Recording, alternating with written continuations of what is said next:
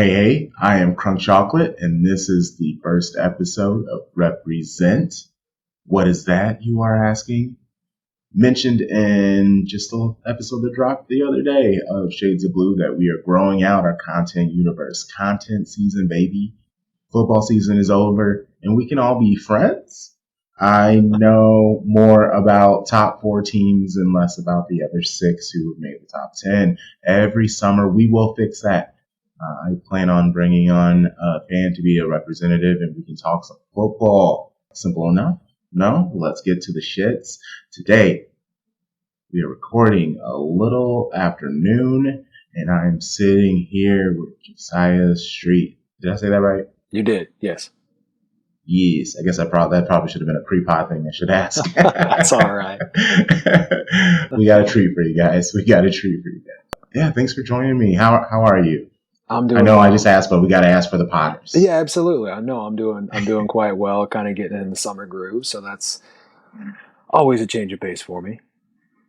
Oh, most definitely. And where are you at in the world? You don't have to give too much up if you don't. Oh, sure. I'm smack in the middle of the United States in Iowa, right along the Mississippi. All right, let's go. Midwest stand up. Let's get into this, shall we?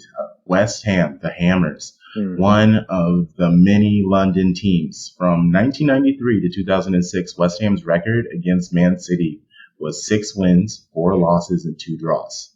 It's pretty decent. But since April 15, 2006, kind of flipped on its head. West Ham's record against City in all competitions is 4 wins, 5 draws, and 25 losses. I feel like I probably should have buried that stat later in the episode, so I apologize for that. No. But positives in the last 5 matches, West Ham, they have 1 win, 2 draws, and 2 losses, so that's progress. And I know that will kind of be the theme of the episode currently, because that's what West Ham are doing right now, and progressing slowly but surely. But my first question is simple. How and why did you choose West Ham? So before I started kind of supporting West Ham, I would just watch a lot of football. Kind of watched some more Premier League, some Scottish League, Italian League, German League. I mean, kind of all over the map. And I was watching a little bit, and I had a friend who's a Tottenham fan. And we were watching the match, and they were playing West Ham.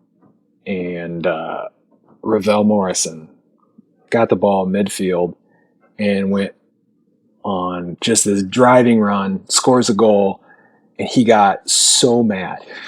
And I was like, I like this feeling. I like seeing someone else get so mad when West Ham score, and it just kind of like all kicked off from there. So I started watching them intently, probably in the 2014-15 season, and they were doing well, under Sam Allardyce, and then the wheels kind of fell off around December. But after that, it's just kind of been up and down. It's been really enjoyable, and just kind of being part of that community. So yeah, I think it's amazing how many fandoms are built off of someone else's pain. I know so many people who have been like, yeah, I became a fan because I was watching with the same exact story. I became a City fan because I found out that there was another team in Manchester. All I had ever heard about was the Manchester United, the Red Devils, just in everything always being spoken of. If you ever would have bumped into a soccer football fan in the United States a decade or 2 ago, I felt like they were always wearing either United or an Arsenal shirt. And I hated it. And so once I was just flipping through a video game, FIFA, forever ago, and I was the lower divisions, and I saw Manchester City, this cool little crest, and I was like, and it's blue. That shade of blue looks fantastic on me. I just from there, I kind of always paid attention to them. And then I played rugby growing up, and you just start paying attention to those sports more and more and more. And now can't get enough, obviously, if I'm podding about it. Yeah, once you're kind of in that world, and you're like, oh wow, this goes on pretty much year round, different parts of the globe, and it's just like it's definitely you can lose yourself in it if you want to. Like you don't have to talk to anybody but fellow fans, and like you can just talk stats, you can read books, you can listen to podcasts, you can watch movies. I mean, you can just immerse yourself in it, and that's another facet of this that I like. That it's kind of like it's worldwide and just kind of getting you to know, oh, that's where Ghana is.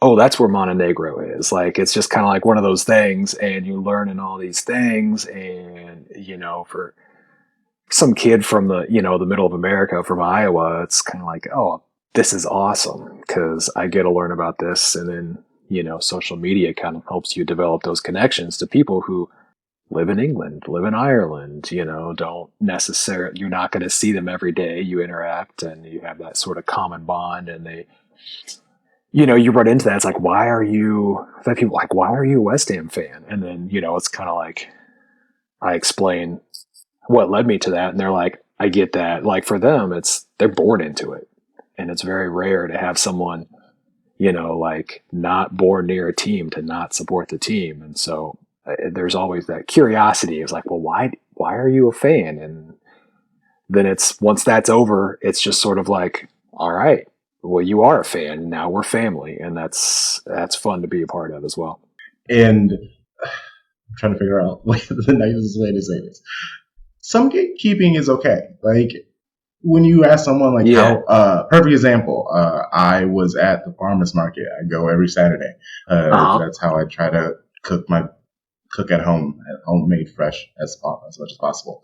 But I was walking and there was a guy wearing a United shirt, and he was a vendor, and I just froze, and my brain literally, I'm like, he's just minding his own business, trying to work. But the other part of me is like, he's wearing that stupid ass shirt. You need to let him know that you don't like that shirt. And so I do. I turn and I just go, hey, sorry, but city. And he literally is so confused. And I'm like, your shirt? And he's like, oh, I just thought it was cool. And I was like, that's why people hate United fans. Like that specific moment. And I was just like, and I even was like, that's even worse. But I'm so sorry I bothered you. Have a good rest of your day. Yeah, so it's West Ham have a few chants related to Chelsea specifically, and whenever I see someone wearing a Chelsea shirt, I either want to say two things. I either want to call them a rent boy, or I want to tell them to stick the blue flag up their ass. And I know that like 90% of people in America won't get that, but it's that initial, like that visceral thing, like when you go through the highs and the lows, and like, your blood pressure is through the roof, once a week from August through May, you're like, hey, I've been doing this. All right. And it's, obviously it's different being a Premier League fan in America than it is over there. Cause like for us to go to one game, thousands of dollars, those people spend thousands of dollars to have season tickets, to go to every home game, and sometimes even home and away. And so it's different, but sometimes I have to kind of like check my own reactions to things. I'm like, wait, they're not going to get that. And I'm okay with it. And I like seeing the Pulisic jerseys around. I'm like, all right, I like this. We have some more young, very talented Americans coming into the Premier League. So you're going to see more of those. And I think exposure in that regard definitely is not bad. I think coming at people like that, that's good for also the American culture of enjoying the Premier League, because I feel like most people, they can be the fan for, just the way that it looks, because I also yelled at a wannabe swaggy looking dude in a Liverpool shirt at a local baseball game, and he was like shaking to his core. I'm not gonna, if I see Liverpool, I see red, no pun intended. Like I'm like, I want to murder. And he looked like just like the stereotypical pretty fuckboy. Like it was just disgusting. It was so bad. I just was like, please get out of my face. And he was just minding his own business. Like it's just, but like that's the life I live, and I think there's something to it that we chose the teams that we choose, and we have a reason why. Like I feel like if you want to be angry why people chose, like just let them have a reason, and if they have a reason, then I guess kind of go from there. But you cannot tell me that I'm not a fan because I'm waking up at 6:30, 5:30, 7:30 in the morning for matches. Like you said, the stress, like that last match of the season Oh for yeah. City. Do not tell me my fandom doesn't exist because I'm just gonna block you, honestly. Like that's kind of my thing. Like I'm not arguing with people, I just block you. I know it was kind of stressful for you, but man, the end of the season run up, it wasn't done and dusted until the final day. And I mean, just as sort of a neutral outside of the top four places, we were pushing for it, but at least to see the title kind of go down to the last day. I mean, I think deep down everybody wants that. Nobody wants like, well, it's beginning of April and the season's over. Don't get me wrong, there's still plenty of drama with Champions League, Europa League, relegation, things like that. You have the cup runs to kind of tack on to that, so you have all that stuff. But this season with the Premier League, I was kind of like, all right, we're back. Like this is we've kind of shaken off the dust of the COVID sort of like craziness off our boots, and we're back at it. And I really liked it. Like this season, it really felt like there were no easy games for anybody. Even games where I felt like City or what have you were dominant, it was kind of like there's that moment in every match in the Premier League where it's kind of like, oh, this other team is having a really good 10 to 15 minutes. Are they going to build on this? Like, what are we going to do? And I really enjoy that. Definitely the quality of football overall in the Premier Mm-hmm. League has grown, and it's been great. Let's get to you. We've been talking about City Yeah. enough. Let's talk about you and best thing about being a fan of West Ham, in your opinion.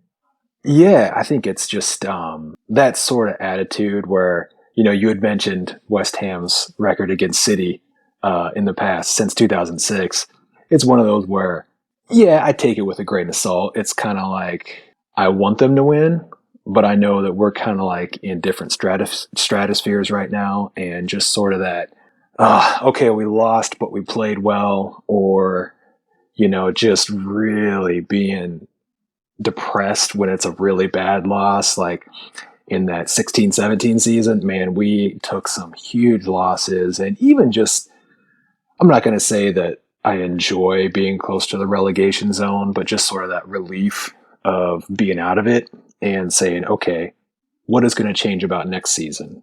And just that sort of community of like, hey, we're all in this together, and I like that about West Ham. And I know that togetherness necessarily isn't unique to West Ham, but also I think that maybe just really some banter that we give to other fans and to each other, and just sort of that like, we may be jerks, but we're our jerks, and that's what we really enjoy.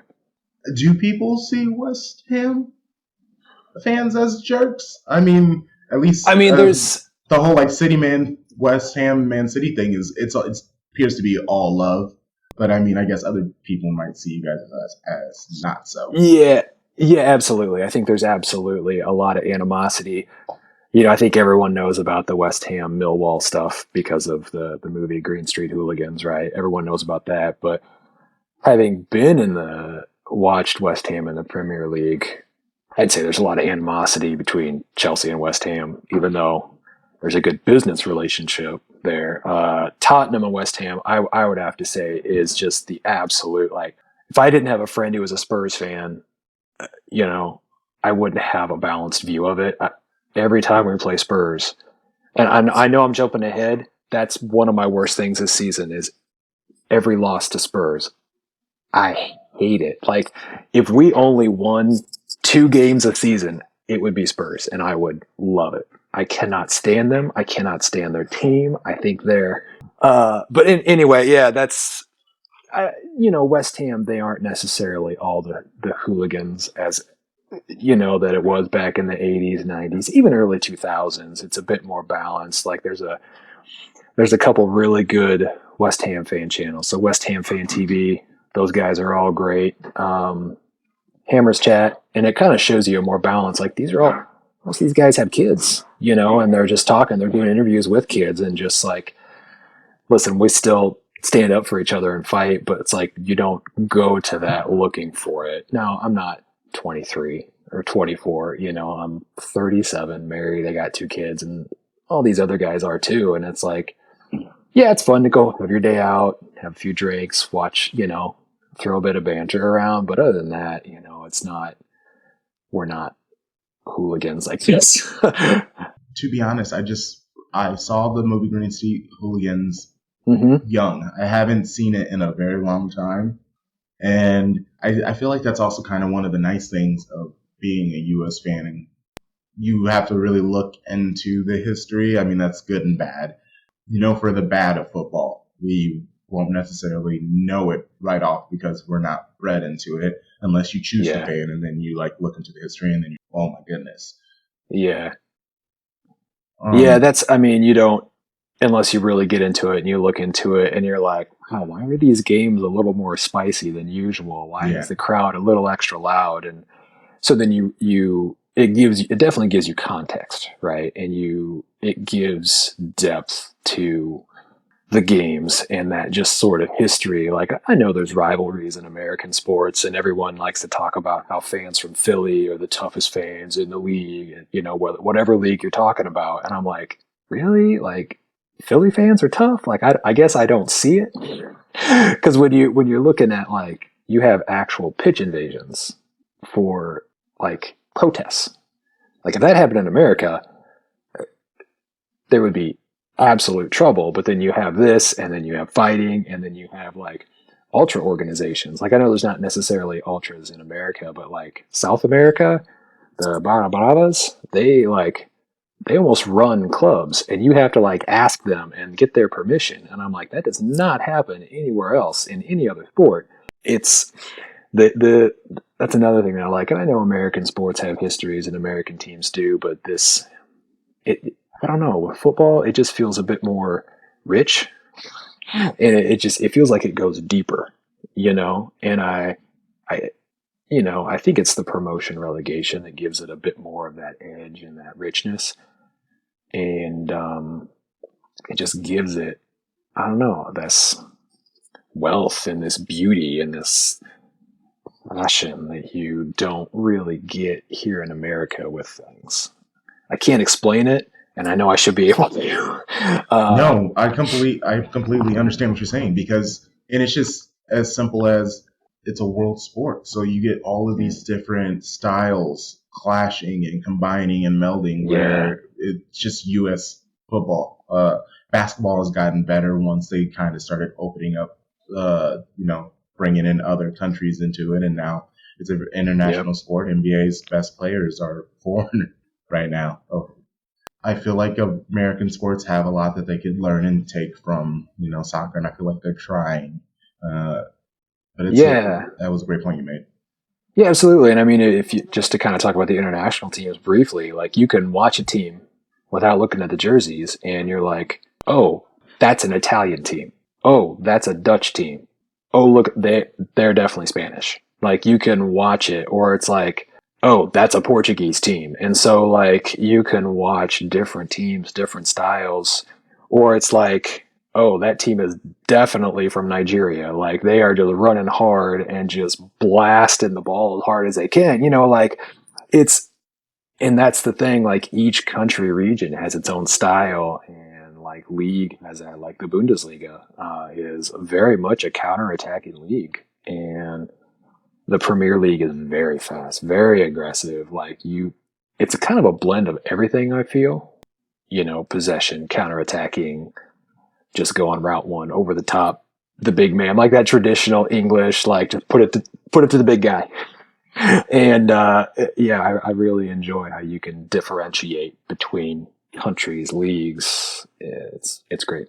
Well, the next question, I mean, you kind of did it with the hooliganism, is like, what's one myth or thought about West Ham that you would like to dispel?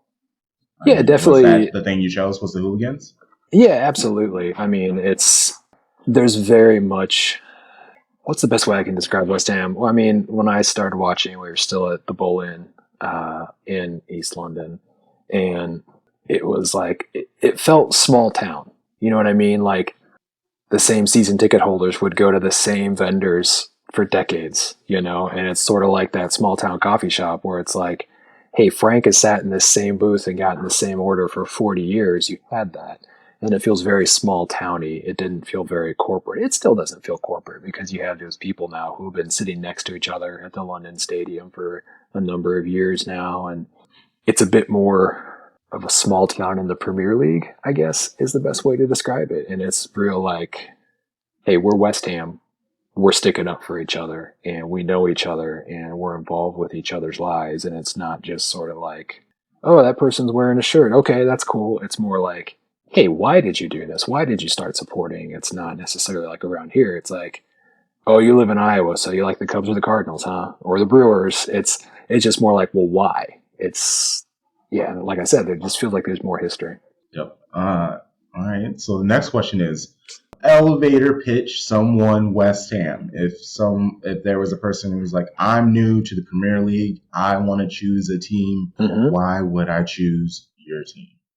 Jumping in right now, it's very much a project, right? Before it was kind of like ship tossed over the waves, like we owners who are billionaires, but who made their billions, not with oil, but with, selling other things at adult shops. And so they definitely had to find the right manager. And I think in Moyes, they found the right manager. He's drawn a hard line. He's establishing, this was kind of like his last chance saloon to make a name for himself.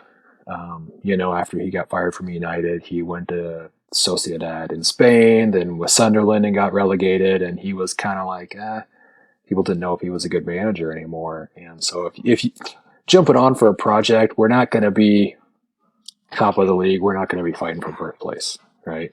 But that's the goal. Right now, we want to consistently make Europe. We want to get good players, have an established identity, hold on to players that are worth having, and sort of challenge in every competition that we're in every year. That's the goal right now. It's not like we're playing to be number one. Don't get me wrong. If next season we're Premier League champions by some fluke of nature, I would love every second of it. But I'm like, we're not defending that the following year. Like that is absolutely a one-off. But yeah, if you like passion, if you like ups and downs, if you can take some losses, and just sort of like there's a kind of a give and take between fans. If you enjoy that, absolutely come support West Ham. But if you just want to, tune in every game to watch a win, probably not going to happen. So honest and direct. It's refreshing. It doesn't happen often, like truly. And I mean, it's kind of tough as a City fan because I'm that asshole City fan. I'm like, hey, if you end up becoming a City fan, like, of course, welcome, come along. I'm also like, don't just put this shit on because we're winning, bro. Because I will have a problem with that. Like, learn names and stuff like that. My girlfriend, she's not a City fan, but she knows players. She specifically knows Liverpool. Like, she can see the shirts and like goes gross. And she's going with me down to Houston for the preseason match, and I got her a City shirt that she's completely going to wear and is comfortable wearing it and stuff like that. To people in my life, whether they want to or not, they're gonna know something about football. Like, it's because it's just gonna happen. I'm gonna talk about it. I'm gonna be frustrated about it, especially now that I'm hot about it. Like, it's football. Football is life. It's happening nowadays. The next question is, who's your favorite West Ham player of all time? I mean, I kind of watched a little bit before, but I mean, well, he's retired now. Mark Noble. He was constant for when I started watching to now 8 years. And so presence in the side has kind of tapered off, obviously, a little bit, but he is just, it's that story you want to hear. And that's what makes it so unique in the world of football, is that local boy who made good, like Foden's from Manchester, isn't he?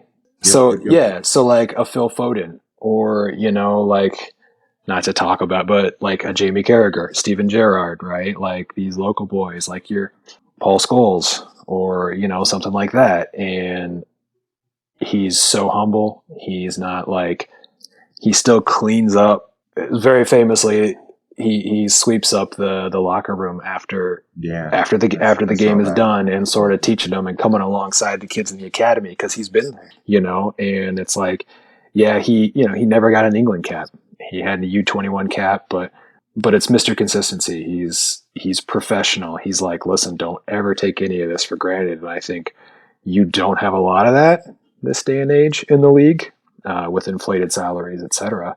But yeah, he's just very much what West Ham is, local boy, working class, works hard, humble, is just, he doesn't even have to step on the pitch, and he is proud to be wearing the shirt. And I think that sort of pride and that sort of get your head down, work, we may not have won, we played well, we're going to train hard. And I think any fan, it doesn't matter what team you support, any fan wants to see that from their players. Pride in the shirt, pride in the club, not just, I'm coming for money.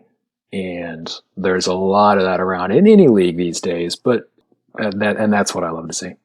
Also, a special shout out to James Collins, Ginger Collins. He, big center back, just always seemed to find the ball with his head when it was coming in the box. Loved it. Another sort of like, get your head down, I'm going to get bloody, I'm going to work hard. But yeah, overall, I'd say Mark Noble for sure.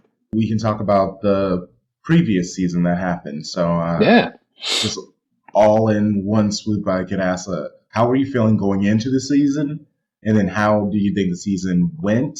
Okay, so how I was feeling going into the season was, if we can at least maintain, right, where we ended the previous one, I would call that, again, progress, because you want consistency, because West Ham were kind of up and down. So it's like, minimum, I'd like to make Europe again, whether that's Champions League, Europa League, Europa Conference League.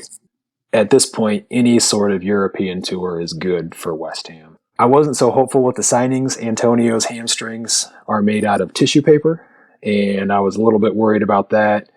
But he definitely hit the ground running. I mean, hard. He was unplayable at times. I was a little worried about our midfield, and it did okay. A little worried about the back line. That got a little threadbare towards the end of the season. But yeah, I was hopeful for some deep runs, either in Europe or in either of the cup competitions, and just to sort of stay in that, I'll say, 5th to 8th range, which is what we need to sort of stay within right now. And I naturally hate, like, all this season I was cheering y'all on, and then we met each other in the Carabao, and we had to ruin everything. And so it's like, well, I mean, if you want, I feel about you now. I mean, if you want to be, not that I'm saying I would never want to win a cup, West Ham, but if you want to be dumped out of a competition as Manchester City, the Carabao Cup is probably the one that's the most bearable to be dumped out of. Yes and no. I mean, we were going on a 5-peat, so like that hurt. But then, yeah, it's also the Carabao, so it's like, all right, we move on. yeah, exactly. You don't want to use the term Mickey Mouse Cup too lightly, because there are teams, like, I would love West Ham to win it, or from Championship, League One, or even like one of the teams lower in the table would love to win the cup, and so you don't want to ever take it lightly, because it's like, listen, there are teams who would absolutely love to win it. I would have loved West Ham to go a bit further in it, but hey, was what it was this year, and we had a nice deep run in the Europa League, which I was very pleased about. Going into this offseason, I'm not sure what movements they've already made. I think they've made a few, right? No, or am I thinking of Aston Villa? But what are you hoping to see from them, and what are your expectations going into the next season? Like, if you could give a ranking, what do you think you would place them? What do you think they're going to place next year? Okay, so off-season moves, I think we definitely need another goalkeeper. We need to sign Areola permanently. Maybe someone else too. Maybe bring up one of the academy guys. We need 2 center backs for sure. We're already in negotiations with one, and Aguirre, he looks pretty good. He looks pretty solid. We need another left back as well.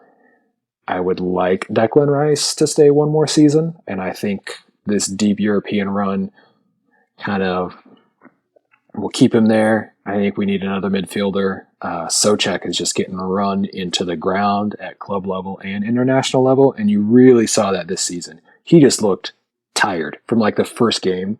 The guy just looked worn out, and I really felt sorry for him because he's a great player. He's very reliable. But I'd like another midfielder, and it looks like, if rumors are to be believed, that we are in negotiations for Zinchenko, which I would absolutely love him at West Ham. I know he gets played out as a fullback or a wingback by Pep, but for the Ukraine team, he gets played in midfield, and he looks like a beast in midfield. Like, he is just like, that box-to-box area is his, and I feel like he and Deck would really, really partner off each other well. We obviously need a forward or two. Attacking midfield, we don't need anybody. I think that's one area of our pitch that is completely stocked with talent, and we have youth. And so keeping a hold of Jared Bowen, obviously, is something that I'd like to do. Guy got his first England call-up, very much deserved. The guy is an absolute lightning in a bottle. And as far as expectations next season, I would say Europa League should be the bare minimum, and pushing for those Champions League spots, challenging for it. That's going to be a really tough area to be in. I'm going to say anywhere from 3rd to 7th. That's going to be a dogfight, and I think we're absolutely up for it if we make the signings. And it sounds like our owners are finally letting Moyes make the decisions, because West Ham's owners are very famous for trying to deal with agents and kind of going through back doors and asking agents, well, what players do you have available, as opposed to letting the manager identify the targets. I think they're letting Moyes identify his targets, because he almost put us in a bad spot this season, but he refused to sign any striker targets that they presented him. And he just sort of said, okay, look how far I got us with the players that I wanted, with the players who will work for me. And I think our owners are finally coming around, thank goodness. So in the episode that just dropped on Monday, we did like a pre-transfer predictions, and we're going to do post-transfer predictions. And Tom Baum actually had West Ham at 4th. But nice. Most of us, 6th, 7th. So you saying 3rd to 7th is really what we on our pod expect of West Ham also. That's kind of dope that we are guessing correct. Yeah, and I mean, I'm not unrealistic to be like, oh, Champions League is a priority. Yeah. I would say staying in the European spots is a priority right now, right? So it's very much like, okay, I know, I'm not going to say West Ham, I know our level, but I know our level at our current stage of development. You have teams that are sort of rising and falling. You know, Brentford are not a team to be taken lightly. Vieira's doing great stuff with Crystal Palace. Eddie Howe has Newcastle firing, and plus Newcastle has all the money, apparently, but it's just trying to convince people to come play in Newcastle, which is, you know, London is still London, and that's one of the benefits they have. I think West Ham have, and they have a pretty big stadium with 60,000 capacity. So that's something that we also have in our favor. And, you know, you have players who are bought into Moyes' philosophy and who want to work hard and are like, okay, this is what we can achieve. So yeah, I think if we can keep Deck around another season, if he doesn't leave, and ideally I would want him to go to City, because Pep does fantastic things with midfielders. I think if you are a midfielder, you want to play for Pep Guardiola. One of my predictions is that Haaland will not do so well under Pep. I don't think Haaland is not a finished article yet. If I can deviate here a little bit, if you don't mind. While Haaland is sort of they call him the cheat code, right? But he's still developing. And what I wouldn't want is for Pep to throw him out on the wing or play him withdrawn or anything like that. Like, he's an Ibrahimovic. He's a Lewandowski. Like, he's not an Aguero. He's not a Thierry Henry. He's not a David Villa. He's not Pedro, anything like that. I think he needs to be used like, okay, just have your wingers put in crosses to him. Like, let's not. And to Pep's credit, he has evolved as a coach.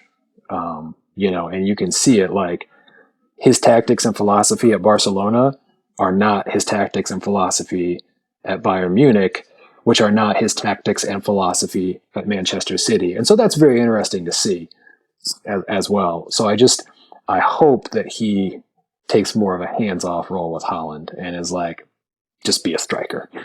Yeah, no, you're definitely right on all that stuff. Holland has a lot to grow. Pep has changed a lot. The way that he goes at his managing, he seems a lot more careful. He mentioned that he learned a lot when he was at Bayern about connecting with the players, about instead of just being like this big scary dude.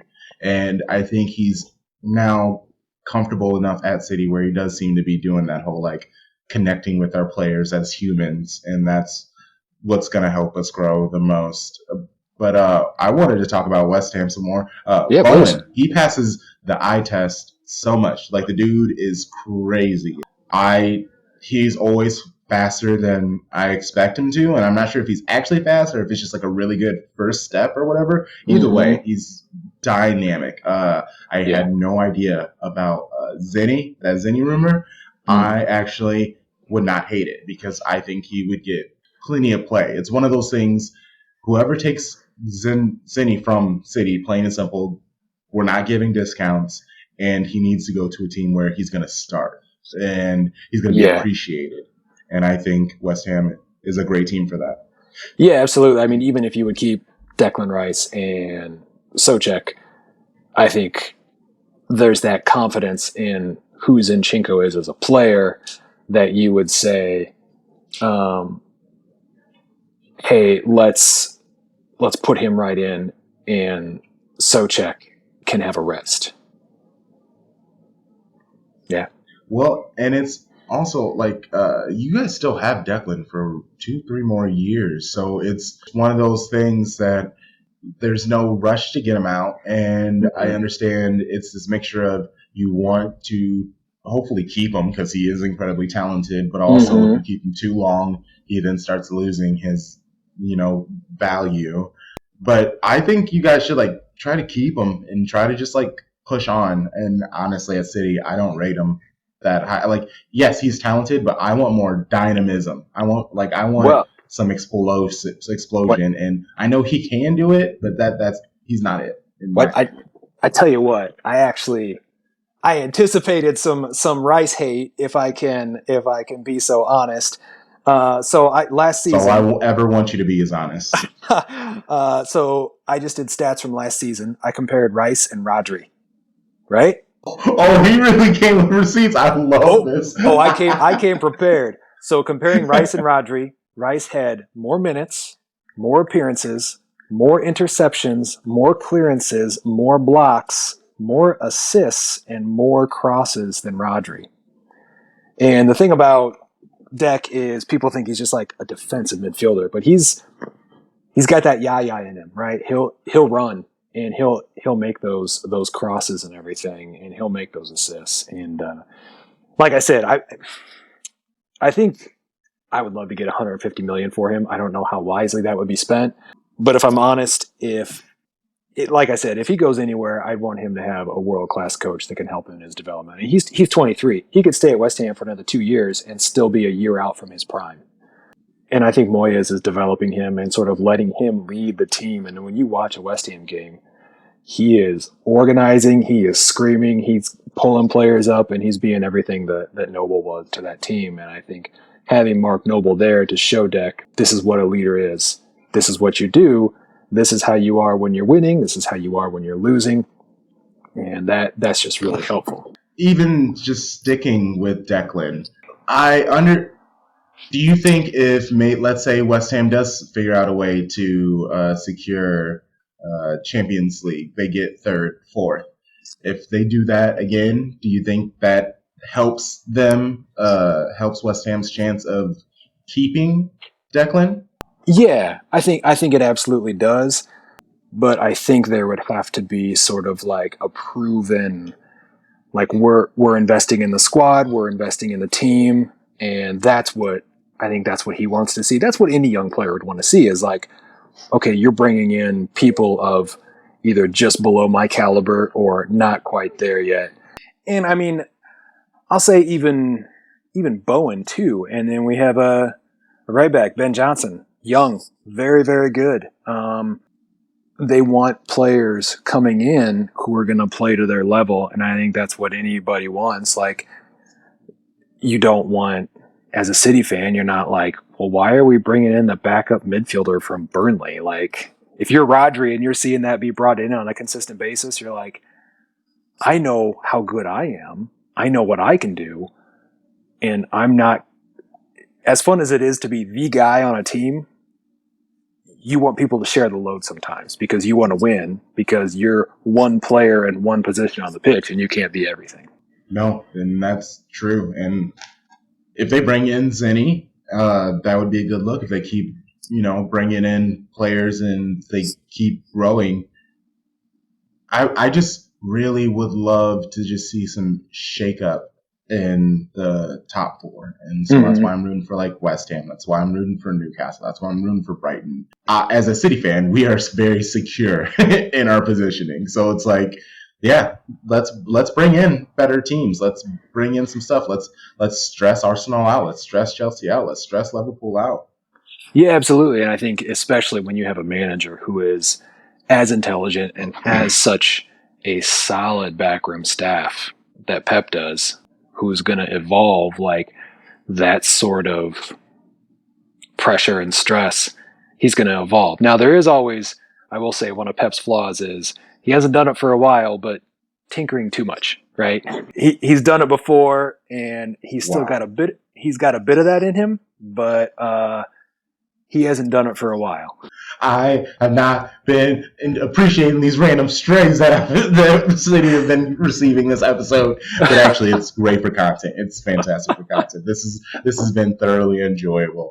Good. And because I've reached out to a lot of just random sports podcasts. The thing that I even said to them, I was like, I really am not trying to gotcha. I'm going to be the nice guy. If anything, it's going to be like shots our way. Like I'm really going to try to be like welcoming, because especially because like everyone really does think City are like assholes, and I'm not saying that we aren't, but I'm not that guy. And sure. I just want to talk football because, like I said, the season's over and I miss all of it.